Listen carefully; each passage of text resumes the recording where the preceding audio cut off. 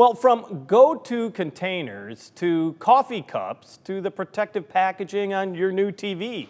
Many of us use Styrofoam every single day, but while its uses are endless, your options to get rid of the foam products are not.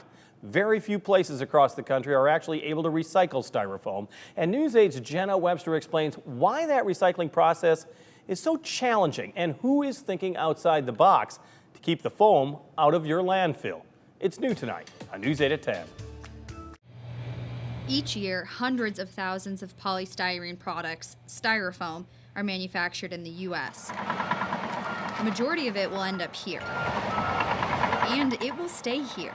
The material itself will never really break down in the landfill. For the next 500 or more years. It does generate problems. Less than 4% of Styrofoam gets recycled in the U.S., and none of that happens in the Quad Cities. Styrofoam is a difficult item. The bins at the Scott County Recycling Center reminding you not to bring it. We're just a sorting facility. Megan Fox with the county's Waste Commission says Scott County simply doesn't have the machinery. It's a different type of equipment that you would need, and the investment would be really high in order to recycle that material. But sometimes it still gets dropped off and mixes in with the paper and plastic that's being sorted. This right here is the first line of defense, so it's their job to grab the Styrofoam if it makes it on the conveyor belt, or else it'll contaminate the entire recycling process. It breaks apart and then it sticks to paper, it sticks to other types of plastic. It makes that paper or the other type of plastic no longer recyclable. 130 miles away, you'll find this drop-off Styrofoam site. We are the only one in our industry who offers this service. DART makes food service products, but it also serves as a Styrofoam recycling center in North Aurora. And while it's a seemingly small part, for me, it's probably about 3 to 5% of my business. Plant manager Keith Johnson says it's a big part of what they do. It really is shocking. I think people don't really understand how much is really out there. Michael McCall switching out the bins multiple times a day. Tim and Marie Higgins collect as much as they can and drop it off every 6 weeks. I think this makes a lot of sense for it to be recycled and then back into products that can be used again.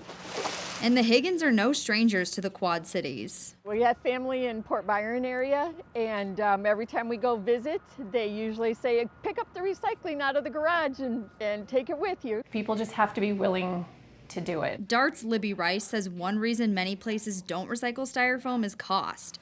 Styrofoam is 95% air, so it takes up a lot of space in the bin, but doesn't weigh a lot. Everything is sold by the weight.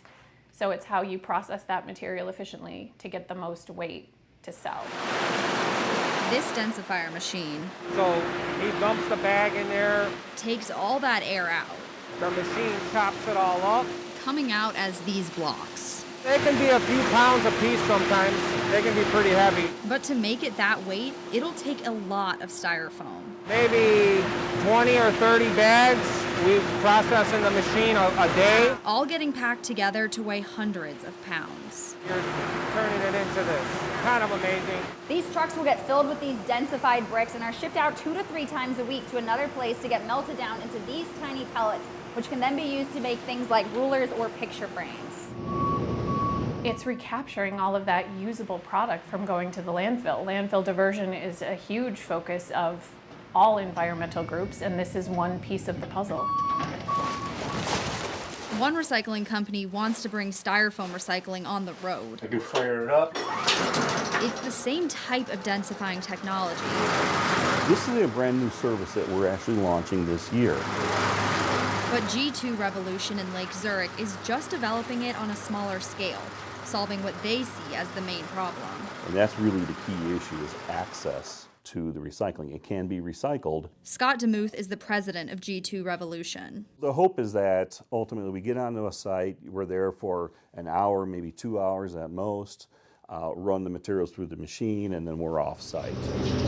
Right now, he says they're trying to figure out how many units will be needed and where and how often they'll go out into the community. We have had interest across the country. For Recycling, That's what we do. he says, is all about innovation. It's just a matter of trying to figure out then logistically how to make this get implemented going forward. So in the future, that 4% of styrofoam recycled now can be 100%. Jenna Webster, WQAD, News 8. Thank you, Jenna. And Scott County's Waste Commission says it has no immediate plans to start collecting styrofoam yet, saying it simply would cost them more to recycle it than what they'd be able to sell it for.